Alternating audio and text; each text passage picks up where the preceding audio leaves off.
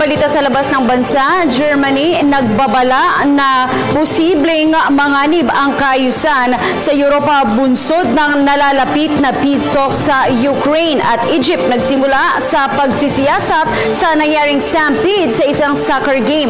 Ang detalye ng balita niya mula sa aming kasama si Edwin Eusebio.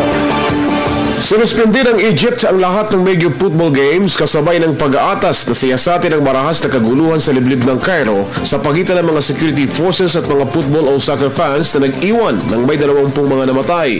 Sumiklab ang karahasan ng paputukan ng tear gas ng mga pulis ang kumpol ng mga fans na nais makapasok sa Air Defense Stadium.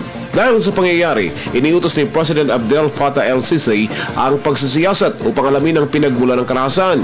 Sinisisi naman ng mga fans sa mga pulis sa pagpapakawalan ng tear gas. Ito ang nilang naging dahilan para magka-stampede dahil sa pag-uunahang makaalis ng mga nahintakutang soccer fans. Ayon naman sa Interior Ministry ng Egypt, may 22 mga pulis ang nasaktan at may 8 taon naman ang arestado. Naganap ang stampede sa paglalabanan sa pagitan ng dalawang Cairo clubs, ang Zamalek at NP.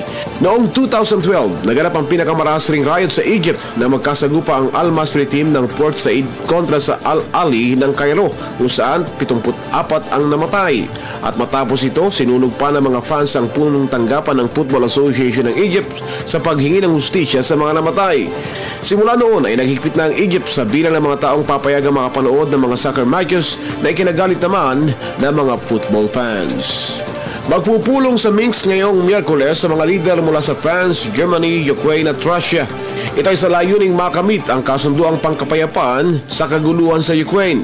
Sinabi ni Russian President Vladimir Putin na sa ngayon ay conditional pa ang summit hanggang hindi pa nare-resolba ang ilang issue. Unang nagbabala si German Chancellor Angela Merkel sa kanyang pagbisita sa Washington na nasa panganib ang peaceful order sa Europe kung hindi papahalagahan ng Amerika ang principle of territorial integrity. Dinidebate ng Washington ang pagbibigay armas sa Ukraine kung babagsak ang usapan. Unang lumagda ang Russia at Ukraine sa kasunduan ng tigil putukan noong Setyembre, subalit mas tumindi ang kaguluhan na nagresulta ng panalo sa mga rebeldeng suportado ng Russia. Para sa Telebisyon ng Bayan, Edwin Eusebio.